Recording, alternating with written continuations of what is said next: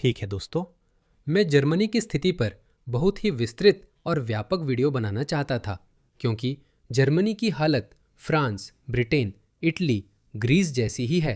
असल में पूरी पश्चिमी यूरोप की हालत खराब है, सच में बहुत खराब है। हम बस दो चीज़ों का इंतज़ार कर रहे हैं। एक गृह युद्ध जिसमें अलगाववादी मुस्लिम आंदोलन सामने आएंगे और स्थानीय लोग अचानक जागेंगे और कहेंगे, अरे क्या हुआ, हमसे कहाँ गलती हो गई।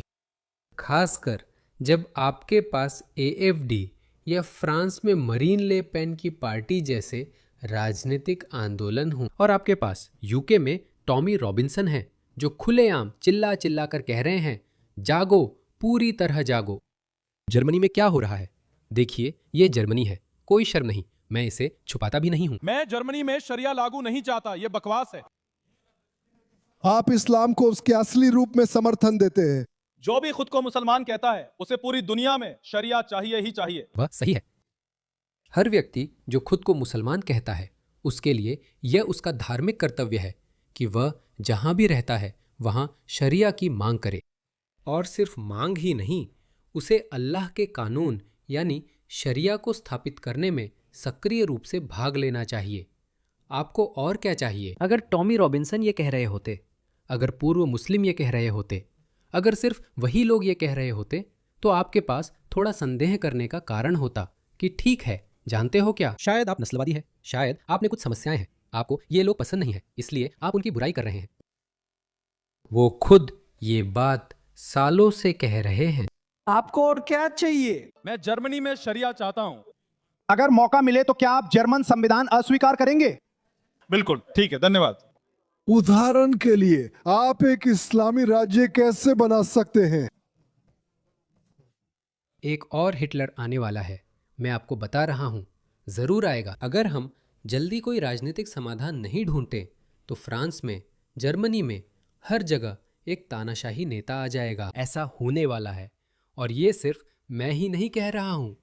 मुझे लगता है फ्रेडरिक मर्ज ने जब हाल ही में चांसलर का पद जीती तो कहा था कि यह जर्मनी को सुधारने का आखिरी मौका है। उन्होंने कुछ प्रयास किए। उन्होंने हिंसक अफगानों को वापस अफगानिस्तान भेजना शुरू किया। मुझे नहीं पता कि वो कैसा चल रहा है। तो इन राजनेताओं को यह पता है, लेकिन वे अभी भी अपने मतदाताओं को यह समझाने में सफल नहीं हो पाए हैं कि हमें इन लोगों के खिलाफ पूरी तरह से सख्त कदम उठाने की जरूरत है, क्योंकि उनके पास राजनीतिक जनादेश नहीं है। ठीक वैसे ही जैसे यूके में ब्रिटेन के लोगों ने कियर स्टारमर को जितना जोर से हो सकता था बता दिया है कि वे उसकी तुष्टीकरण की नीति से खुश नहीं हैं। लेकिन अब जानते हैं वो क्या करता है, वो और भी सख्त हो जाता है। फिर उसने टॉमी रॉबिन्सन की रैली में लोगों को बैन करना शुरू कर दिया।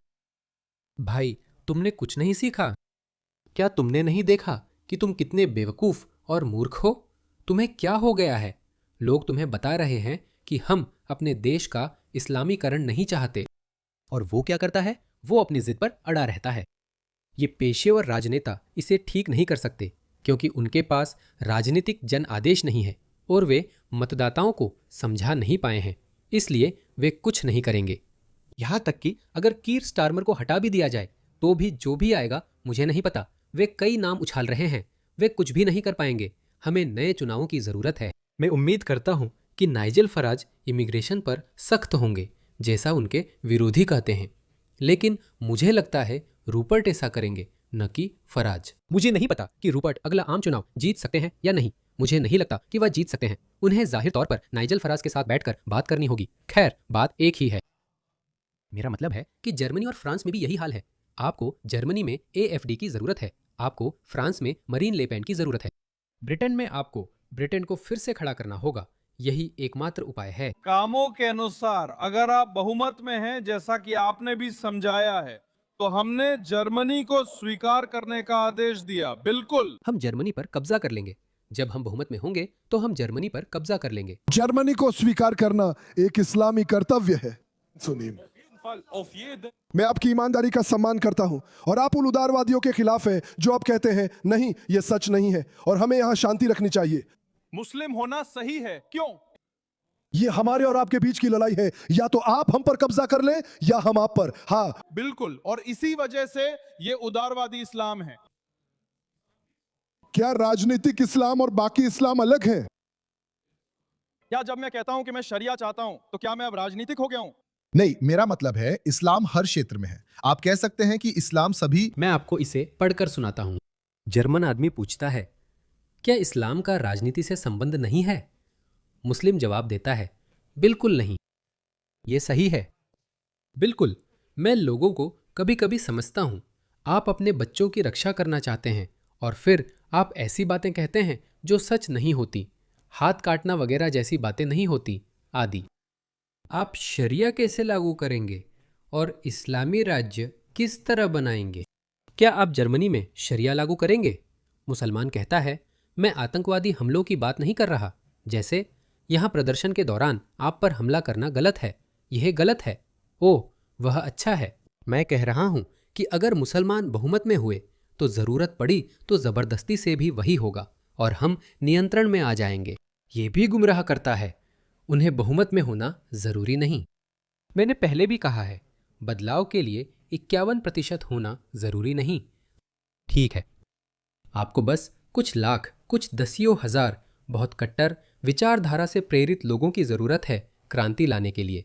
बस इतना ही। आपको 50% की ज़रूरत नहीं है। जर्मन आदमी कहता है, वे हमारे साथ ईमानदार हैं और जैसा है वैसा ही कहते हैं। आप वही साबित कर रहे हैं। चलिए देखते हैं एक और मुस्लिम क्या कह रहा है। मैं इसे पढ़कर सुनाऊंगा। मेरे लिए सबसे ज़रूरी है कि लोग असली संदेश समझें और इस्लाम को अपनाएं। यही मुख्य बात है। हम जर्मनी के हर शहर में किसी तरह के लैडाला की तरह घूमेंगे और यह संदेश हर जगह फैलाएंगे। अगर यह उन्हें ठीक नहीं लगता तो उन्हें जर्मनी छोड़ देना चाहिए। क्या? किसे जर्मनी छोड़ना चाहिए? उन्हें खुद का देश बनाना चाहिए। हम यह संदेश आगे बढ़ाएंगे। लेकिन मैं आपको एक बात बताऊं, जर्मनी में बहुत सारे मुसलमान हैं। बस भड़काते रहो और मैं सच में उम्मीद करता हूं कि कुछ बुरा ना हो। लेकिन अगर ऐसा ही चलता रहा तो मैं भविष्य के लिए सिर्फ बुरे हालात ही देखता हूं। तो हम किसी से डरते नहीं हैं। हमारे पीछे भी लोग हैं, जैसे तुर्की की सरकार। अगर चीजें ऐसे ही रहीं, खुदा की कसम मैं कुछ गारंटी नहीं दे सकता। ये छुपी धमकी है। तो मूल रूप से उन्होंने कहा कि अगर यह फिट नहीं बैठता तो उन्हें जर्मनी छोड़ देनी चाहिए। उन्हें अपना खुद का देश बनाना चाहिए। वह जर्मन लोगों से कहता है कि कहीं और जाकर अपना देश बनाओ, क्योंकि हमारी संख्या बढ़ रही है। हम बहुत बड़ी तादाद में हैं, इसलिए उन्हें यहाँ से जाना चाहिए। जर्मन लोगों को चले जाना चाहिए। जब वह कहता है कि हमारी संख्या ज़्यादा है तो यही उसका मतलब है। ये जर्मनी के गॉटिंगन विश्वविद्यालय के मुख्य हॉल की तस्वीरें हैं। यही मतलब है अगर आप नहीं समझते। दोस्तों, हमें यह सहन नहीं करना है। आपको भी ये सहन करने की जरूरत नहीं है। ओह, ये तो बहुत सारी औरतों की पिछवाड़ियां हवा में हैं। तुम जानते हो औरतें मर्दों से पीछे क्यों हैं? क्योंकि अगर मर्द औरतों के पीछे होते, ऐसे अगर यहां मर्द होते तो उनका ध्यान यहीं होता। मोहम्मद बहुत चालाक। उसे पता था कि वो क्या कर रहा है। सिस्टम बदलो। ओ, सिस्टम में बदलाव, जलवायु परिवर्तन नहीं। वे सिस्टम में बदलाव चाहते हैं। मुख्य धारा का प्रमुख जर्मन सिस्टम गिराया जाना चाहिए और उसकी जगह इस्लामी सिस्टम लाया जाना चाहिए। शानदार। क्या ये शानदार नहीं है दोस्तों? मैंने आपको अपने इटली वाले वीडियो में दिखाया था, अपने जापान वाले वीडियो में दिखाया था कि वहां के स्थानीय लोग कैसे जवाब दे रहे हैं। वो कह रहे हैं कि अब बहुत हो गया। लगता है जर्मन लोग भी जवाब दे रहे हैं। जर्मनी जाग रही है और मुझे लगता है कि एएफडी जीतेगी। हाल ही में एक सर्वे हुआ था जिसमें कहा गया था कि अगर चुनाव कल या आज होते तो एएफडी जीत जाती। जर्मनी जाग रही है। वे जाग रहे हैं। दोस्त, हमें मजबूत जर्मन देशभक्तों की जरूरत है। हाँ, हमें इसकी जरूरत है। हमें इसकी जरूरत है। अच्छा, चलो जागो दोस्तों, जागो देशभक्तों। अपने देश के लिए लड़ो, अपनी जमीन के लिए लड़ो, अपनी पहचान के लिए लड़ो। लोग समाधान निकाल रहे हैं। एक जर्मन लड़की ने शरणार्थियों को परेशान करने के लिए डॉर्टमुंड के मुस्लिम इलाके में पिटबुल घुमाया। वे कहते हैं शरणार्थियों को परेशान करो। मुझे लगता है वह खुद को इनकी नज़रों से बचा रही है। इस्लाम में कुत्ते हराम हैं और मुसलमानों को उनसे बेवजह का डर लगता है। देखो, ये सब डरे हुए हैं। चलो देखते हैं। मुझे लगता है कि मैं ये वीडियो पहले चला दूंगा, इसे देखो। ओह ठीक है, मुझे उस छोटी लड़की की चीख पसंद नहीं आई। मैं नहीं चाहता कि वो डरे, लेकिन उन दो कचरे की थैली वाले लोगों से मुझे फर्क नहीं पड़ता।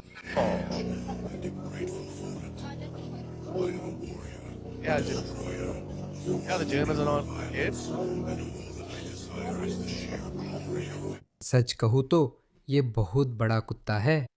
मैं भी अपनी बेटी को वहां से हटा देता, क्योंकि कुछ भी हो सकता है।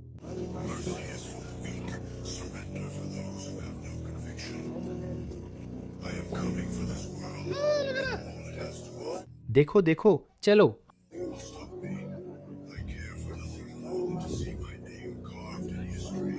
माफ करना दोस्तों, ये थोड़ा कठोर और क्रूर लग सकता है, लेकिन देखो थकान बढ़ रही है, लोग अब तंग आ चुके हैं। मैं आपको बताता हूं कि महिलाएं ऐसा करना क्यों शुरू कर रही हैं। मैं वाकई ऐसा करने जा रहा हूं। इससे मुझे एक और वीडियो याद आया जो फ्रांस में हुआ था। तो ये वीडियो मुझे अभी पता चला कि ये पहले से तय किया गया था, लेकिन फिर भी ये एक महत्वपूर्ण सबक और संदेश देता है कि आखिर क्यों ये महिलाएं बड़े कुत्ते रखने लगी है। इसे देखिए। तो ये दो प्रवासी आदमी इस महिला को परेशान कर रहे हैं और एक राहगीर बीच में आता है।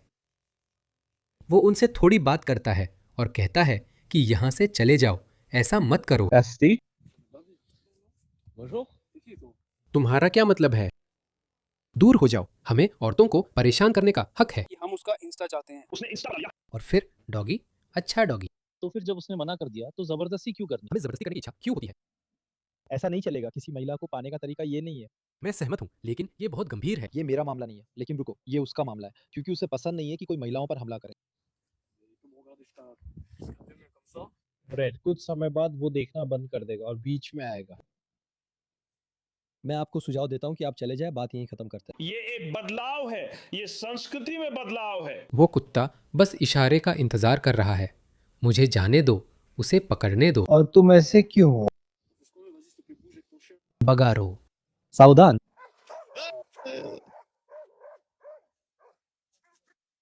भाग गया। इसी वजह से अब और महिलाएं बड़े कुत्ते पाल रही हैं।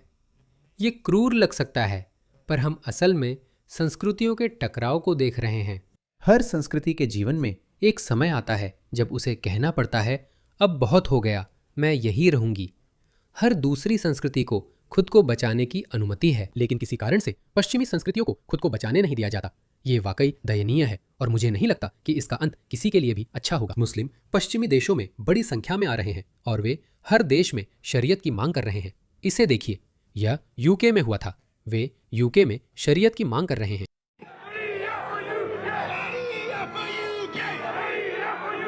बेशरम, वे ऑस्ट्रेलिया में शरीयत की मांग कर रहे हैं। इस आदमी को देखिए। अल्लाह सुब्हानहू व तआला की शरीयत लागू होने का इंतजार कर रही है। हम हर एक दिन ये भूल जाते हैं। जब हम अल्लाह की शरीयत के बिना जीते हैं, हमें बेइज्जत किया जाता है। उन्हें बेइज्जत किया जा रहा है। हमें छोटा समझा जा रहा है। हाँ ठीक है बगारो, अपने देश चले जाओ। पहले पाकिस्तान में शरिया लागू करो, फिर देखो ये लोग जर्मनी में भी शरिया मांग रहे हैं।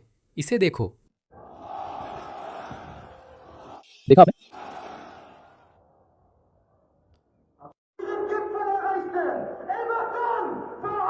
यही वो समय था, यही वो पल था जब जर्मन पुलिस को इन पर छोड़ देना चाहिए था और कहना चाहिए था, निकलो, तुर्की जाओ और वहां शरिया लागू करो। पश्चिम इसे क्यों सहन करता है? पश्चिमी सरकारें इसे सहन करती रही हैं। कुछ लोग मानते हैं कि वे इसे बढ़ावा भी देती रही हैं। कुछ लोग मानेंगे कि वे जिम्मेदार हैं, लेकिन यह पहले से तय था। लोग कभी न कभी सामने आकर कहने ही वाले थे कि अब बहुत हो गया, हमने बहुत सह लिया। हाँ, मुझे लगता है हम दिलचस्प समय में प्रवेश कर रहे हैं।